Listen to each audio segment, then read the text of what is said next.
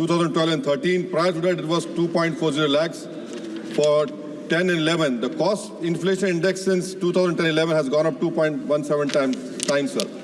Income Tax Act itself is acknowledging the inflation in the economy. Why are the poor and middle class being taxed on the same threshold?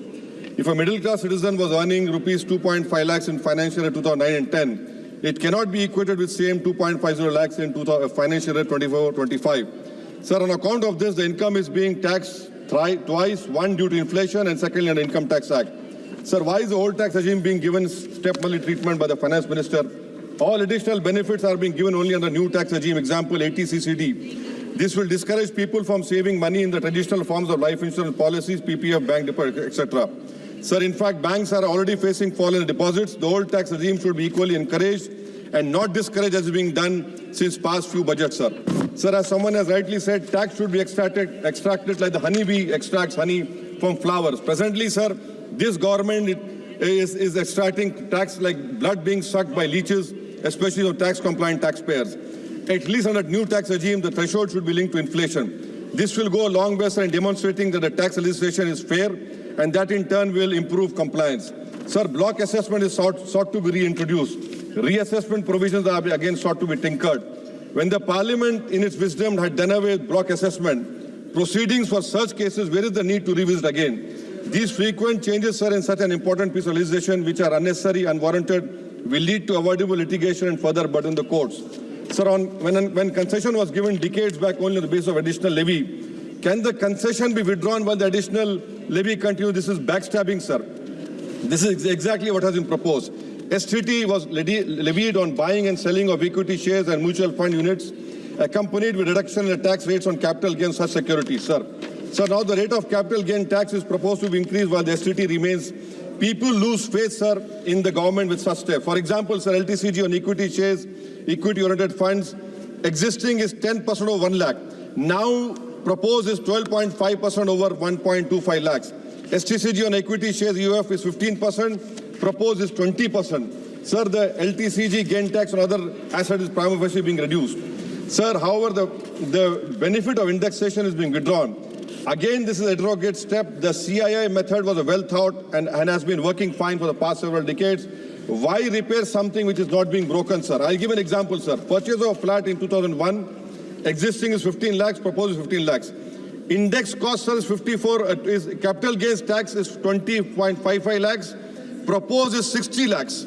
Capital gain tax is 4.11 lakhs, proposed is 7.50 lakhs. This is an 82% increase in tax liability, sir.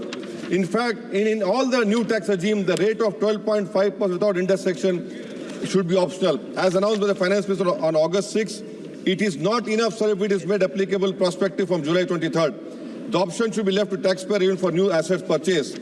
Sir, where is this need for this new section? Section 194 TDS at 10% interest on capital remuneration to partners at rupees 20,000. The purpose, sir, of TDS is to ensure that the income does not escape taxation. In the case of firm, there is no such risk. The remuneration to working partner is typically calculated at the time of preparation of financial statements. How will the taxpayer comply with TDS deadlines, sir? Sir, now another important point, sir. Section 206C1F. Presently, TCS at 10% motor cars above is 10 lakhs. Now from January 1, 2025, luxury goods are notified rupees 10 lakhs. This is unnecessary harassment, sir. You are not improving your machinery instead of putting burden on business people. This is not ease of business. This is, you're putting more hardship, sir. In GST on health insurance, sir, premium collected in 23-24 was 8,263 crores, madam. I request the government remove this GST on health insurance and life insurance. It should be waived so that more people come under the coverage. It is the government duty to provide medical treatment, madam. Madam, social, another important point which I want to bring, GST, what about GST on petroleum products? Are the state governments ready for it?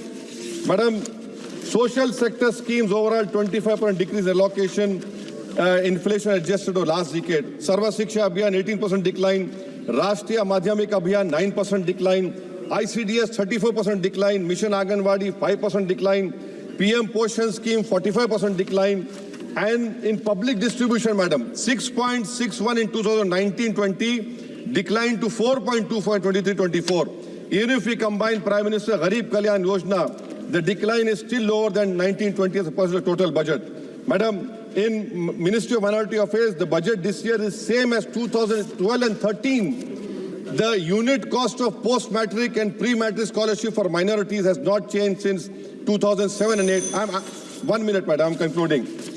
Has not changed in 2007 and 8. What that 80 rupees, 100 rupees still continuing? Madam, Ministry of Minority Affairs budget should have been increased to nearly 8,000 crore. That has not been done.